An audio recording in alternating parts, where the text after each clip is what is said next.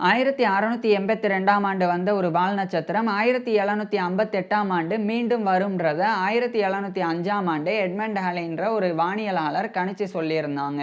இது அப்ப பெருசா நம்பப்படல. பிறகு காலமும் கடந்தது. 1742ஆம் ஆண்டு எட்மண்ட் ஹாலேயும் உயிரிழந்தாங்க. இவர் உயிரிழந்த 16 வருடங்களுக்கு பிறகு 1758ஆம் ஆண்டு இவர் சொன்ன குறிப்பிட்ட நேரத்துல அந்த 1682ஆம் ஆண்டு வந்த வால் நட்சத்திரம் மீண்டும் வருமான்றத பார்க்கறதுக்காக சில வானியலாளர்கள் வானத்தை அவதானிச்சு வந்தாங்க. அப்ப அவங்க வியக்கத்தக்க வகையில எட்மண்ட் ஹாலி சொன்ன அந்த காமெட் வால் நட்சத்திரமானது 1758ஆம் ஆண்டு மீண்டும் வந்தது. இந்த நிகழ்வு எட்மண்ட் ஹாலியே திரும்ப வந்தது போல அவங்களுக்கு தோன்றினது. இதனாலேயே அந்த காமெட்டுக்கு ஹாலிஸ் காமெட் அப்படின்னு எட்மண்ட் ஹாலியோடைய பெயரிட்டாங்க. இப்போ எட்மண்ட் ஹாலி இந்த ஒரு வால் நட்சத்திரம் மீண்டும் வரும் அப்படின்றத எப்படி கணிச்சு சொன்னார் அப்படின்றதையும் வானியல்ல இன்னும் இவர் என்னெல்லாம் பங்காற்றியிருக்கிறார் அப்படின்றதையும் ஃபுல் டீட்டெயிலாக ஏற்கனவே பேசியிருக்கேன். அதை பார்க்குறதுக்கு கீழே லிங்க் கொடுத்துருக்குறேன். கட்டாயமாக பாருங்கள். அது ரொம்ப இன்ட்ரெஸ்டிங்காகவும் சர்ப்ரைசிங்காகவும் இருக்கும்.